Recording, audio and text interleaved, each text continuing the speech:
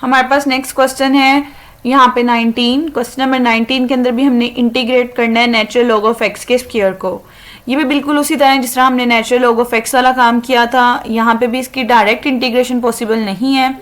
Direct integration possible नहीं है तो यहाँ पे भी हम इसको प्रोडक्ट रूल से करेंगे, इंटीग्रेशन के प्रोडक्ट रूल से। इंटीग्रेशन के प्रोडक्ट रूल में आपके पास इंटीग्रेशन बाय पार्ट्स का फॉर्मूला होता है, और आपको आइलेट रूल से ये मैं एक्सप्लेन कर चुकी हुई हूँ कि नेचुरल लॉग वाला फंक्शन ऐसे फर्स्ट फंक्शन होगा, और अगर कुछ भी नहीं आ रहा तो 1 ऐसे सेकंड फंक्शन होगा।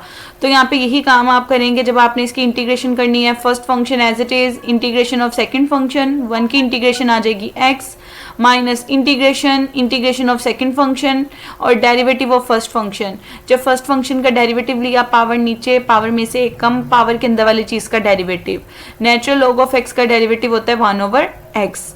ये x के साथ कैंसिल हो जाएगा, 2 कांस्टेंट है, आप इसे आउटसाइड मूव करवा दें। अगेन देखिए आपके पास अंदर 2 फंक्शन आ गए हैं, एक नेचुरल लॉग ऑफ x आ गया, एक 1 आ गया है। इस पे फिर इंटीग्रेशन बाय पार्ट्स का फॉर्मूला लगाओगे। इंटीग्रेशन बाय पार्ट्स का वही फॉर्मूला जो आपने क्वेश्चन नंबर 1 के फर्स्ट पार्ट में लगाया था कि first function as it is integration of second function minus integration of second function into derivative of first function. 1 की इंटीग्रेशन x होगी, नेचुरल लॉग का डेरिवेटिव 1/x होगा, ये आपस में कैंसिल हो जाएंगे, बाकी सारी टर्म्स एज इट इज आती जाएंगी, ये माइनस माइनस प्लस हो जाएगा, और 1 की इंटीग्रेशन x के रिस्पेक्ट से आपके पास आ जाएगी x। इनडेफिनेट इंटेग्रल है, अपर लोअर लिमिट नहीं डिफाइन की, इसलिए प्लस का कांस्टेंट c। सिमिलरली आप लोगों के पास 20 पार्ट होगा, 20 पार्ट के अंदर भी इसी टाइप का काम है। यहाँ पे आप बाय सब्सटीट्यूशन देखोगे कि पहले बाय सब्सटीट्यूशन उसे सिंगल फॉर्म में कन्वर्ट करोगे, उसके बाद इंटीग्रेशन बाय पार्ट्स का फॉर्मूला लगाओगे। अब देखिए नेचुरल लॉग के अंदर फंक्शन आ रहा है, मैंने आपको बताया हुआ है अपनी प्रीवियस एक्सरसाइज के अंदर कि जब भी कभी नेचुरल लॉग पावर के अंदर कोई फंक्शन आ रहा हो और थोड़ी कॉम्प्लिकेटेड फॉर्म हो तो आप अंदर वाली टर्म को एक नए एलिमेंट के इक्वल लेट कर लेते हो और उसके रिस्पेक्ट से सॉल्व करते हो। तो यहाँ पे देखिए नेचुरल लॉग के अंदर जो टर्म आ रही थी ओरिजिनल चीज, उसको आपने लेट कर लिया कि tan x आपके पास किसी भी t के इक्वल है। जब आप सब्सटीट्यूशन करते हो तो आप डेरिवेटिव का भी साथ में सब्सटीट्यूशन लेते हो। tan का डेरिवेटिव लें सेकेंड स्क्वायर x और साथ में dx, और t का डेरिवेटिव 1 इंटू dt। इसका मतलब tan की जगह आप ये पुट करोगे, सेकेंड स्क्वायर x dx की जगह आप ये dt पुट करोगे। जब आपने पुट कर दिया तो देखेंगे फिर natural log of t into dt बन गया।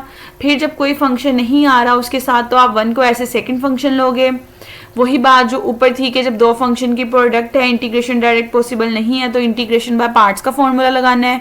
इंटीग्रेशन बाय पार्ट्स का फॉर्मूला ये होता है first function as it is, integration of second function into integration of second function minus integration of second function into derivative of first function. जहाँ जहाँ 1 था 1 की इंटीग्रेशन आपके पास t आ जाएगी, क्योंकि ये विद रिस्पेक्ट टू t है, आपके पास यहाँ बाय मिस्टेक x लिखा हुआ है, और जहाँ डेरिवेटिव लेना है नेचुरल लॉग ऑफ t का वो 1/t आ जाएगा, ये कैंसिल हो जाएगा।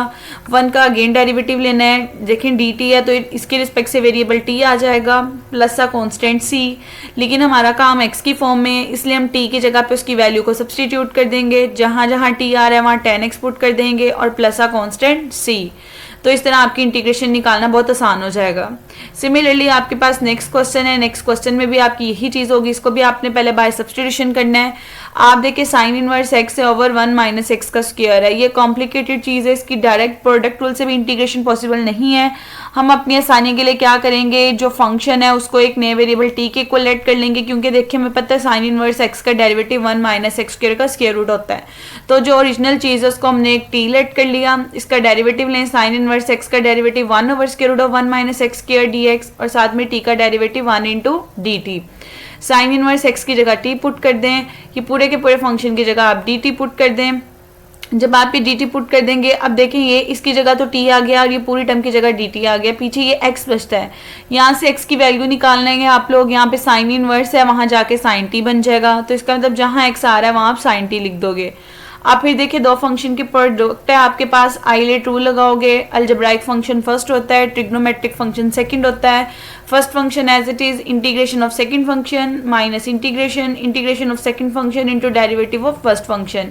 माइनस माइनस प्लस हो जाता है, साइन की इंटीग्रेशन माइनस कॉस होती है, कॉस की इंटीग्रेशन आपके पास प्लस साइन होती है। इनडेफिनेट इंटीग्रल है तो प्लस का कांस्टेंट c।